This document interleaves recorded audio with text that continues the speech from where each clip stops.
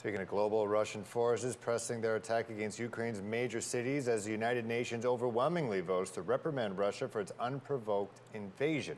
Ukrainian officials say more than 2,000 civilians have died since the war began. Matt Ingram begins our coverage tonight. Fires burn amid the rubble of Kharkiv, Ukraine's second-largest city, under heavy aerial bombardment by Russian forces. A university building and police department destroyed. The regional governor says Russian shelling has killed at least 21 people and wounded more than 100 in these attacks on the center of town and in residential areas on this, the 7th day of the war.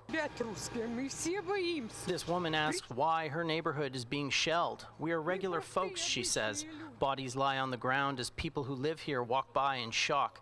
People line up for groceries and medicine, angered and in disbelief. It's not secret the target of Russians is capital of Ukraine. In the north, the mayor of Kyiv, Vitaly Klitschko, says the Ukrainian capital is prepared to fight as a 65-kilometer-long column of Russian armor and troops approaches from the north, now just outside the city.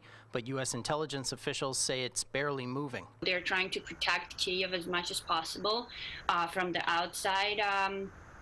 There's a lot of Russian troops. Varvara Shmigalova's father, Kirlo, is a member of Kyiv's territorial defense unit, civilians who have volunteered to defend their homes. She spoke to him today from her home in Toronto for the first time since the war began. Yesterday, they were on the first line. They are the one who, right now, gonna face the tanks, basically. She says he told her many Ukrainian soldiers have been killed and injured, so his unit has been moved to the front line north of the city. Her grandparents live in central Kyiv, and she says at one point Russian troops were only one subway stop away. She hasn't been able to contact her mother, Lulia, who is in a town to the west of Kyiv since Sunday.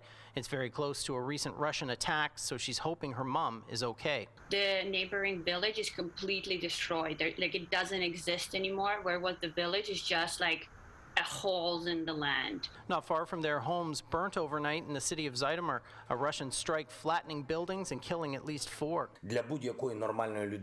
Ukraine's President Volodymyr Zelensky says Russia is trying to erase his country, once again imploring the West to do more today. He says nearly 6,000 Russians have been killed in the first week of the war. The Russian Defense Ministry will only admit to about 500 Russian deaths and another 1,600 wounded, claiming its military has killed nearly 3,000 Ukrainian soldiers. The result of the vote is in a historic vote, the UN General Assembly overwhelmingly voted to reprimand Russia and demanded Moscow withdraw its forces. But for many Ukrainians, it's not enough. They say NATO must establish a no-fly zone to stop the Russian bombardment. They are shelling our cities with bombs right now. Thousands of civilians are dead. Yesterday in Kharkiv, they're going to do it to Kyiv. Elsewhere in Ukraine, there's fierce fighting in the strategically important city of Kherson, where Russia claims to have taken control, but Ukrainian officials say they still hold on to some areas. And the southern port city of Mariupol is under relentless shelling as Russia steps up its offensive there. The U.S. envoy to the UN says Russian forces are using cluster munitions and vacuum bombs. Both are banned under the Geneva Convention.